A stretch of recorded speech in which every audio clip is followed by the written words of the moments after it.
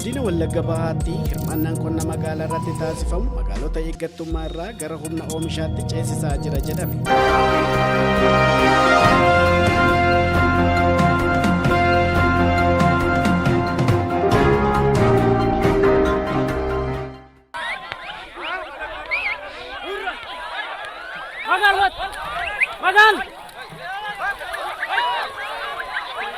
Hojiin qonna magaalaa masaraa mootummaa keessatti jalqabame waajjiraalee mootummaa fi magaalota biyyattii hundatti babal'achuun wabii nyaataa jiraattota magaalaa mirkaneessuu fi madda galii ta'uun jiruu fi jireenya isaanii fooyyessaa jira. Hojiin qonna magaalaa kun magaalota godina Wallagga Bahaa hundatti haala wal fakkaatuun adeemsifamu baatus aanaalee Qadullachaa magaalota akka Gatamaa fi Baandiraatti hojiin fakkeenyummaa qabu raawwatamaa jira. Mootummaan gama qonnaatiin gadi buusee irratti hojii hojjechaa jiru keessaa kanneen akka inisheetivii misooma dammaa akkuma jalqaba irratti kaase inisheetivii muduraalee nyaata koborokoo kan jedhu furdisa horii irratti hojii danuunsaa hojjetamaa jiraachuu fi qaala'insa akka biyyaatti yeroo kana nu mudataa jirullee hawaasni keenya gadi ba'ee lafa qaburraa waan muraasarraa hojjetee gabaadhaa dhaqee kan barbaadu sana qe'eesaatti argatee kan itti fayyadamaa jiru ta'uusaati. Qonna magaalaa babal'isuun wabii nyaataa jiraattota magaalaa mirkaneessuun imala badhaadhinaa maatii dhugoomsuuf hojiileen hedduu hojjetamaa jiraachuu kan himan kantiibaan magaalaa Baandiraa obbo Beekumaa Goobanaa fi itti aanaa hojii raawwachiisaa magaalaa Gatamaa obbo Amsaaluu Dabalaa hojiin gama kanaan hojjetame qaala'insa jireenyaa magaalaa isaanii tasgabbeessuu fi carraa hojii bal'aa uumeera jedhan. Akka magaalaa keenyaatti yeroo kana inisheetivii mootummaan gadi buusee qonna magaalaa ilaalchisee qamadii nuti qotuuf karoorfanne hektaara 50dha. Raawwiin keenya guyyaa irraas hektaara 50dha. Qamadii kana qofa utuu hin taane hojii kilaasteraan hojjetamu hojiin horsiisa lukkuullee magaalaa keenya keessatti jira. Hojiin kuduraa muduraa hojjechuullee jira. Magaalaan keenya waggoottan 2-3 darban keessa magaalaa diinaan barbadaa'ee magaalli kun bakka isaa gadhiisee iddoo adda addaatti qubate yeroo ammaa immoo nageenya waaraan nu bu'ee yeroo kanatti immoo yerootti hojii misoomaatti namni hundumtuu deebi'ee qe'eesaa irratti hojii inisheetivii mootummaan gadi buuse hojii qonna qamadii hojiiwwan adda addaa hojjechaa jirudha jechuudha. Magaalaa kana keessatti lafa bonee qonna boneedhaaf ta'u lafa hektaara 10.5 qabna jechuudha. Lafa hektaara 10.5 keessaa hanga yoowwanaatti lafti hektaarri 7.85 qotamee kan jiruu fi lafti naannoo hektaara 4.8 ta'u immoo faca'ee kan jirudha jechuudha.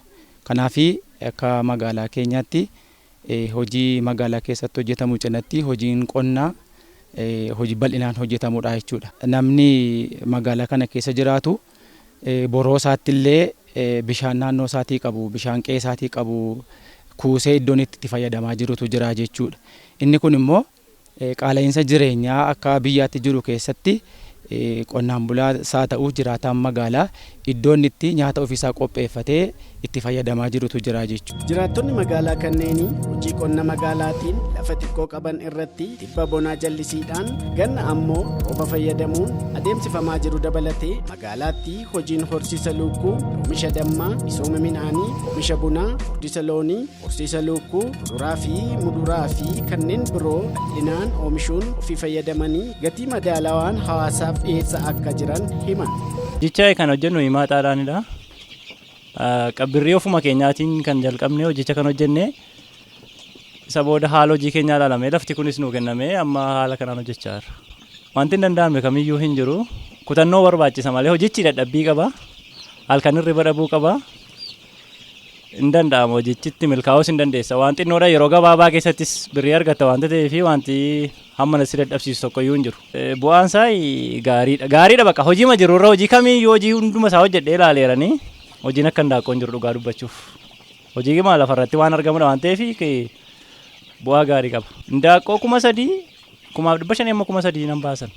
Marsaadhaan. Hojiin isaa nuun kanaan dura hojjennee yoon argine ta'eyyuu qajeelfama iddoo biraan galii isaan argatan gandi ollaa keenyaarraa muuxannoo fudhanne qabna galii guddaa akka inni qabu argine bara kana immoo bu'aa qabeessummaa isaatti gallee arguu qabna waan jedhuuf itti seennee jirra nuyi. Galii guddaa akka argannu hin baasa lafti keenya akka inni sanyii kana argatu beenna irra guddaa rakkoo bishaanii qabna bishaan immoo karaan argatu mijeessaa jirra. Qonna kana egaa wanta baay'ee namatti tolu keessaa Waaqayyoos galannaa ta'uu darbee mootummaa kanaa tarsiimoo muuxannoo gaggaarii kana nuuf fiduu isaatii fi baay'ee guddaa mootummaa kaattis waaqayyottis gammada. Isan godina kan biraa aanaa kan biraaf ganda kan biraa irratti argu miidiyaa irratti ilaaleetu nu bira ga'e kun jedhee san hawwaa ture. Maasii koorraa lafa koorratti biyya koo keessatti kana arguu kootii fi baay'een guddaa gammada mootummaa kanatti. Wanta nuyi hojjenne kun gaagura kana hojjennee irraa fayyadamaa irraa buna qonnee irraa fayyadamaa irraa muusii hojjennee itti fayyadamaa irraa ittiin ijoollee keenya barsiifataa irraa jireenya gaarii jirra. Muusii immoo kun cirraan gurgurraa itti fayyadamnaa. Akkuma isin argaa jirtan kana abukaadoon jira. Waan hundumtuu jira. Amma yerootti raafuu maraa kanas hojjennee itti fayyadamaa irraa. Waan hundayyuu barbaree, qullubbii adii, shunkurtii diimaa. Ashaboo duwwaa binna malee muusiin binnu buna hin binnu. Arradii naannoo waggaa 3 geenyeerra nu ammaddii waa'ee ashaboo waa'ee buna bittaa dhiibneerra. Godina Wallagga Bahaatti hojiin qonna magaalaa kallattii xiyyeeffannoo mootummaa ta'ee hojjetamaa jiraachuu kan himan itti gaafatamtuun waajjira misooma magaalaa fi manneen godinichaa addee Muluwarqi Dirbabaa hojiin kun gama tokkoon magaalota eeggattummaa irraa gara humna oomishaatti kan ceesisu yoo ta'u gama biraatiin magaalonni lafa dhiphaa qaban irratti oomisha olaanaa argachuuf beekumsaa fi teekinooloojii haaraa madaqsuun hojiirra waan oolchaniif qaala'insa jireenyaa hir'isuu fi gabaa tasgabbeessuu keessatti gahee olaanaa bahaa waan jiruuf muuxannoo kana iddoo hundatti babal'isuuf ni hojjetama jedhan. Qonna magaalaa keessa qamadii qofatu hin taane kuduraaf mudurriin jiraata. Achi keessaatii nyaata koborookotti kan jennu furdisni horii aannanii bushaayee adda addaa gabbisuun nyaata mana borootti akkuma kana amma kun argaa akkuma jirru kana ogiyoo argaa jirra, muuzii argaa jirra, buna argaa jirra, raafuu maraa iddoo adda addaatti arginu argaa jirra. Kanaafuu jiraataan magaalaas nyaataan akka of danda'uuf namni boroo isaatti lafuma qabu irratti oomishee of danda'a akka jiru.